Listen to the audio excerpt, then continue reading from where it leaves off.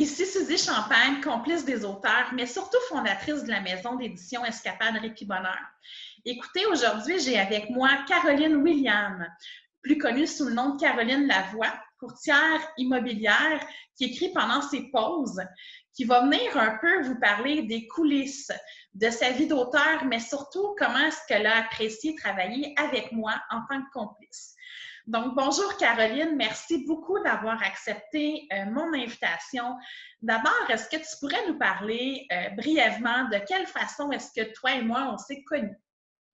Bien oui, avec plaisir. Alors, merci, ça me fait plaisir d'être là. En fait, notre première rencontre, après avoir fait un appel découverte avec toi, on s'était rencontrés dans un café, mais on avait un besoin mutuel. Toi, tu voulais, tu avais peut-être le désir de vendre ta propriété. Et moi, j'avais le désir, après de m'être auto-publié, de chercher un autre chemin pour mon livre. Et cette rencontre-là a créé cette complicité-là qui est née autour d'un café. Justement, quand on s'est rencontrés, tu avais déjà fait ton lancement de livre, tu étais en autopublication et tu avais amorcé plusieurs démarches seules. Comment est-ce que tu t'es sentie dans un premier temps? Ça a été quoi le plus gros défi que tu as rencontré avant de me rencontrer à titre de complice? Ben, en fait, je dirais que je me suis rendu compte, moi, j'ai déjà une entreprise de service et je me suis rendu compte qu'écrire un livre, même si je l'ai fait par thérapie, c'était comme une fois publié ou même avant d'être publié, là, plusieurs mois avant et plusieurs mois après, de la gestion de tout ça, tu sais, de me sentir seule dans cette... J'avais pas, je ne pouvais pas m'imaginer ça ferait autant d'investissement en temps. Tu sais, la partie qui est agréable dans écrire un livre, c'est l'écrire, hein, parce que c'est là qui fait du bien. Mais tout, alors, moi, ça a été je me sentais seule et je sentais que je voulais explorer. J'avais un besoin d'être accompagnée et tu as entièrement répondu à ce besoin-là, mais même au-delà de mes attentes. Là. Donc, on s'est rencontrés une deuxième fois. Pas longtemps après, on a signé ton contrat d'édition. Tu as joint ma maison d'édition. Et comment est-ce que ça s'est passé au niveau des résultats? Quelles sont les petites actions que j'ai faites au quotidien qui ont fait en sorte que pour une fois, tu t'es sentie soutenue dans ton projet? Bien, en fait, et même je peux le voir avec tous les auteurs que tu as depuis, c'est que tu t'investis beaucoup pour nous faire connaître. Tu sais, autant sur tes pages, sur tes groupes, il y a beaucoup d'investissement dans ton temps. On sent vraiment ta proactivité. Tu sais, souvent, des fois, je te dis, oh mon Dieu, t'es en feu. Hein? Il y a des fois où là, il y a des moments. Alors, on sent beaucoup ta proactivité. Donc, évidemment, ça a fait une différence sur les ventes de mes livres et le fait que tu as percé en tant que éditrice en compte d'auteur avec un même entente avec un distributeur aussi également. Tu sais, toi, c'est d'avoir quelqu'un qui défonce les portes et aussi accessible. Tu sais, aussi accessible. Tu sais, on comprend que dans les grandes, tu sais, puis tout le monde a la liberté d'aller dans différentes formes, mais dans l'accessibilité, quand on est une petite famille, si on peut dire, hein, ça fait une différence. C'est la façon que j'aime dans la vie être, peu importe mon projet, travailler. C'est vrai que toi, tu as vraiment eu la chance et en même temps le défi de travailler avec une jeune maison d'édition qui commençait. Hein? Tu as été la première, donc on a défriché les murs ensemble. Je t'ai pas fait de fausses promesses. Je t'ai dit que j'étais une jeune maison d'édition et on a défriché le terrain ensemble pour toutes les autres qui ont suivi en 2019 l'aventure parce que la famille s'est agrandie très rapidement. Je veux faire un petit retour dans le passé. Alors, on est en juillet 2019. Je vous avise qu'on s'en va au Salon du livre de Montréal, mais quelques semaines avant. Et toi, tu décides tout bonnement d'écrire un deuxième livre, mais tu n'as pas encore écrit les premières lignes. Donc, comment est-ce que tu t'es sentie quand tu as décidé de sortir ton deuxième livre en 5-6 mois, même pas? Et qu'est-ce que j'ai pu concrètement t'aider dans le concret à mettre sur pied un projet aussi ambitieux dans un court laps de temps? Comment tu as trouvé ça, l'expérience? Bien, en fait, la beauté de la chose, c'est que je savais qu'on n'avait pas tout le chemin, c'était serré, mais c'était réalisable parce qu'on a une partie de contrôle, tu sais, sur toutes les étapes, tu sais. Alors, oui, quand tu m'as dit pour le salon du livre, j'ai fait, ben là, oui, je veux y aller, mais pas juste avec mon premier livre. Alors, et là, on a regardé ensemble. Donc, les étapes étaient ce chemin-là qui est différent, mais il est quand même, tu sais, ensemble, comment dire, ensemble, le dicton, ensemble, on est seul, mais Seul, on va plus ensemble, vite. Ensemble, on va plus loin. c'est ça, seul, on va vite, mais ensemble, on va plus loin. Tu sais, sans toi, j'aurais pas pu. J'aurais pas pu. Tu sais, je l'ai écrit dans ma mise en quarantaine. J'ai pris un 40 jours de travail, de pause de l'immobilier. J'étais remplacée. Je l'ai écrit, mais tu sais, pendant toi, après ça, toi, t'embarquais. Moi, quand j'avais fini, t'embarquais. Si tu n'étais pas présente pour ça, ben c'était pas réalisable pour le Salon du livre. Exactement. Tu as quand même vécu ta première expérience un petit peu plus seule, même si tu travaillais avec une équipe. Et ta deuxième expérience, tu as vraiment vécu toute ta grossesse d'auteur à m'accompagner comme complice. Oui. Moi, je dis souvent que je suis la sage-femme. Ça a été quoi un peu la différence entre les deux? Comment est-ce que tu t'es sentie comme la deuxième fois que tu t'étais pas nécessairement sentie la première fois? Ah, ben vraiment accompagné, là. C'est vraiment la façon de dire accompagné entre, tu sais, tu fais un exemple de l'accouchement entre les gens qui sont, moi j'ai eu une accompagnatrice pour accoucher, tu sais, entre avoir le personnel qui est là, tu sais, il n'y a pas le même engagement, tu sais, notre projet tu l'as à cœur, tu sais, c'est notre projet pour l'amener à terme. Pour l'amener à terme, pour amener au bout du terme. Fait que tu es l'accompagnante tout le long du processus. Donc, c'est vraiment tous les événements, même qu'on a fait en lien, tout seul, autant au facteur temps, au facteur stress. Combien de fois je t'ai dit, mon Dieu, moi, j'aurais pas, je suis ben trop stressée. Là. Tout seul, je le ferais pas. Tout seul, je le ferais pas. Mais tu me dis, OK, oui, c'est beau. On a participé à différents événements qui t'ont amené d'autres projets, mais seul, j'y aurais pas été. Justement, tu parles d'événements. On n'a pas besoin de le cacher. La première fois qu'on s'est rencontrés, tu avais déjà fait ton lancement de livre et je t'avais offert mes services et tout bonnement, tu avais refusé et c'est parfait. Mais comment est-ce que tu t'es senti ton premier lancement versus ton deuxième, d'avoir vraiment une coordonnatrice de lancement à ton deuxième lancement? Est-ce que pour toi, ça a facilité les choses? Oui, au point où beaucoup moins de stress. C'est beaucoup, beaucoup moins de stress.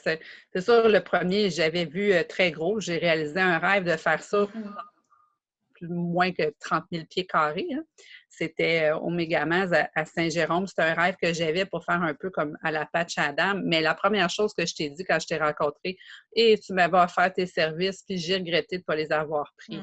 C'est probablement l'organisation. J'ai été vraiment très stressée. Et en plus, j'ai fait ça dans mon printemps immobilier, non, à ne pas refaire. Alors, c'est pas pour rien que le deuxième, l'automne, était beaucoup mieux. Mais en plus de faire ça seul, le stress, je l'avais à moi seule aussi. Il y a tellement souvent des détails que tu vas penser, tu sais, que moi, je pense pas. Tu fais des listes. Caroline, as-tu ta liste? Tu sais, tu me prends par la main. Moi, j'ai besoin. Moi, je suis très, très créative, sans être nécessairement à dire désorganisée, mais tu m'envoies des listes, puis est-ce que tu as pensé à ça et tout ça, et tu parles, il y a beaucoup de choses, beaucoup de tâches que tu t'étais occupée aussi également. Hein. Les communiqués de presse, tu sais, c'est toutes des choses on fait mieux en la deuxième fois, mais parce que j'étais accompagnée aussi. Non? Il y a quelqu'un, alors, as-tu fait ça? Donc, j'étais bien accompagnée. Donc, le stress n'a vraiment pas été le même. Si tu avais un seul conseil à donner à une personne qui est sur le point de se lancer, puis qui hésite de se lancer comme auteur, ce serait lequel? Bien, en fait, premièrement, peu importe ce que j'ai envie de dire, si vous avez envie d'écrire, écrivez. Hein? Peu importe. Moi, j'ai écrit même pas dans l'intention d'être publié, j'ai écrit par thérapie. C'est mes récits de vie, c'est une belle histoire, mais qu'il y avait beaucoup j'ai vécu beaucoup de jugements, j'ai vécu beaucoup d'émotions. Donc, d'écrire. Mais par contre, c'est pas vrai qu'on dit, ah, ben, je suis pas auteur. Oui, je me considère comme auteur. Tu sais, des fois, on dit, ben, je peux pas publier. Oui, des fois, on a tellement tu sais, puis tu en as édité de ces femmes-là, des beaux bijoux qui auraient qui vont aider le monde, qui vont, au travers de leur histoire, que ce soit fictif ou réel. Donc, c'est vraiment d'écrire, mais aussi d'être accompagné. Ça fait encore un meilleur produit. Parce que quand on écrit, on est trop dedans. On est trop dedans. Quand on a une personne extérieure comme toi qui est passionnée, on voit, on ne pense pas, surtout quand c'est notre histoire, on oublie des bouts. Oui, mais toi, c'est ça, c'est dans notre tête. T'sais, notre histoire est dans notre tête, mais toi, quand tu nous relis, et surtout le deuxième, il y a des endroits où tu dis, bon, mais tu n'y penses pas. Fait que tu penses pour nous. Tu penses pour nous. Tu penses à notre deux têtes valent mieux qu'une. Puis des fois, on ne le voit vraiment pas. Fait que ça fait un produit de plus intéressant pour nos lecteurs. Justement, quand tu me soumis ton deuxième manuscrit que je t'ai feedbacké, c'est un des services que tu as pris avec moi, il était très volumineux et il a perdu beaucoup de poids en cours de route. Est-ce que tu peux nous en parler brièvement de le avant et le après? Est-ce que ça aurait été le même produit que tu aurais présenté sur les tablettes si je n'avais pas passé au travers? Non, ça n'aurait pas été le même produit. Puis oui, effectivement, on dirait que je suis bonne dans l'amaigrissement de mes mots. J'étais 45 000 mots, on est fini à 32 000 mots, mais quand même, le 12 000 mots, les mots de plus, ils m'ont fait du bien quand même de les écrire, mais ce que tu me démontrais, que c'était pas nécessairement, ça a été peut-être ce qui était pertinent pour moi, ne l'était pas pour le lecteur. Et ta façon de nous conseiller, c'est de faire en sorte que le lecteur l'aime du début à la fin. Et moi, le deuxième, ce qui est arrivé, tout le monde me dit, tu sais, je recevais, ben il y a un problème, ton livre. Oh, mon Dieu, il y a un problème, il est trop court. Il est trop court. Fait que, tu sais, en condensant toutes les plus belles parties, ben là, j'ai beaucoup de pression pour en avoir. Beaucoup de pression, c'est une bonne pression pour en avoir un deuxième. Mais tu sais, peut-être si j'aurais mis 15 000 mots, mais le 15 000 mots aurait fait que le lecteur, il ne lit pas en quelques heures, j'aurais pas eu ce commentaire-là. Il est trop court. Tu sais, je ne culpabilisais pas d'avoir coupé des mots, c'est juste qu'on a gardé ce qui était essentiel, pertinent pour que le lecteur veuille le finir justement en quelques heures. Et surtout présentement en période de confinement, je n'ai jamais eu autant de commentaires qui aient fait du bien. J'ai quelqu'un qui l'a lu, c'est la fête des mères, je m'en vais le porter sur elle l'offre à sa mère. J'ai besoin d'offrir un livre à ma mère qui fait du bien, alors j'ai lu, je peux lui offrir. Fait que, si je n'aurais pas coupé ces mots-là, grâce à tes conseils, ben peut-être que ça serait un résultat. Ça serait pas peut-être, c'est sûr que ça serait un résultat. J'aime mieux que ce soit plus court, mais avec plus d'impact. Justement, la couverture et l'endos du livre, ce sont des étapes qui sont très importantes au niveau marketing pour un auteur. Est-ce que tu peux nous parler brièvement, avant de terminer l'entrevue, de comment ça s'est passé, le choix de la page couverture et le travail avec notre graphiste Linda Geoffroy qui fait un travail exceptionnel? Parce que je sais que toi, ta page couverture a été très colorée, puis elle a réussi à amalgamer quand même plusieurs images là, qui façonnent le tout ensemble.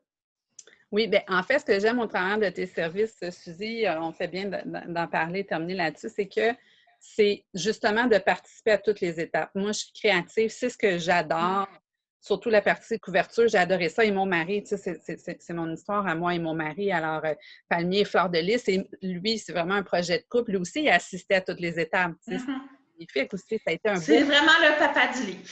Oui, c'est ça, c'est le papa du livre. Et tu sais, moi, j'avais, à partir d'une image que j'avais vue, et ta graphiste, elle a vraiment, tu sais, là, je me souviens, la première fois que j'ai vu le voir, j'ai fait exactement ça, tu sais.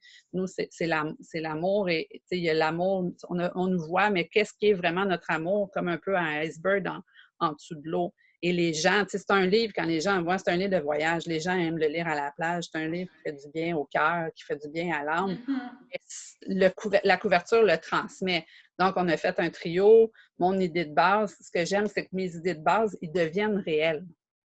Oui. Puis je me souviens vraiment, quand tu avais pris la photo d'une feuille blanche avec un cœur, un palmier, une fleur de lys, moi puis Linda, on s'est parlé, puis je trouvais que l'idée était bonne, tu sais, mais j'étais comme pas sûre parce que je me disais, comment est-ce qu'on va faire pour être capable d'amalgamer autant de charges et d'épurer autant que possible. Donc, on a été capable en équipe de justement créer cet effet visuel-là qui, toi, te convenait, mais d'enlever certains éléments pour être capable d'attirer le lecteur aussi à acheter le produit.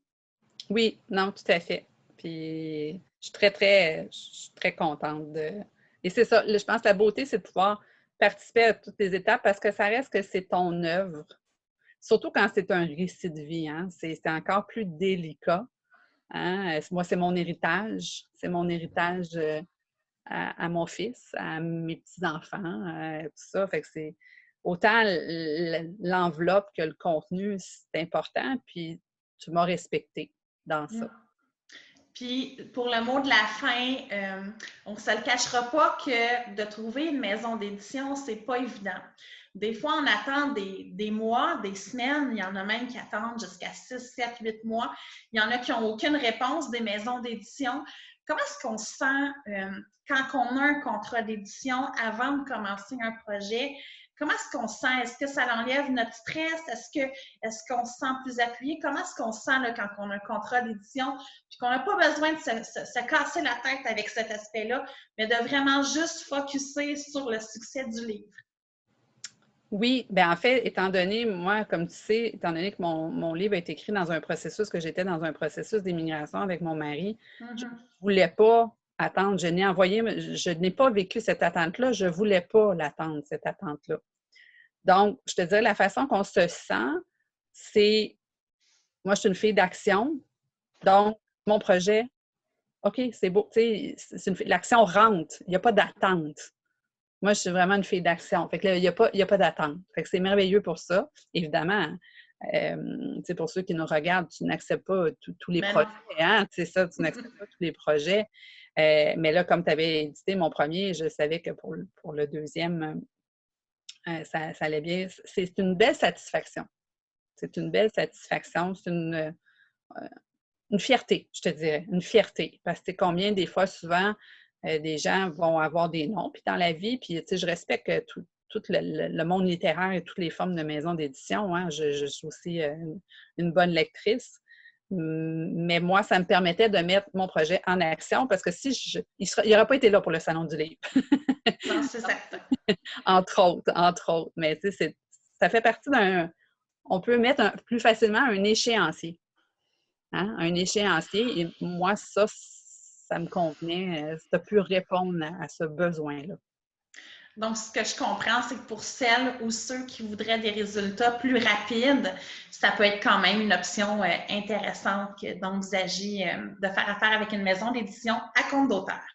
Oui, tout à fait. Tout à fait. Chacun, et tu fais des appels découvertes pour éclairer les gens. Hein? Il y a des gens que tu accompagnes aussi qui vont déposer leur manuscrit dans des maisons d'édition et tout ça. Donc, mais tu nous éclaires aussi sur le monde, en toute transparence et honnêteté avec ton cœur sur ce qu'est le monde littéraire en fonction de toutes les expériences que tu as eues. Donc, je vous suggère vraiment, pour ceux qui viennent de faire l'appel découverte, nous regarder un appel découverte et presque 2 ans plus tard, 2 ans, 2 livres. Oui, effectivement. Puis, on n'a pas besoin de se casser la tête, c'est gratuit. Donc, c'est ma façon d'aider le suivant, si on veut, d'offrir ce type d'appel-là. Je donne le maximum d'informations et après, l'auteur est libre de faire ce qu'il veut. Oui, tout à fait. Ne vous en passez pas. Bien, merci beaucoup, Caroline. Je te souhaite beaucoup de succès. Je sais que tu veux écrire un 3e, un 4e et un 5e livre. Alors, on pourra te recevoir à nouveau sur les ondes pour en discuter plus longuement. Oui, longue vie à notre complicité. Merci. Parce que être édité par toi, c'est être complice. Bien, merci. C'est super gentil. Puis, à bientôt. À bientôt.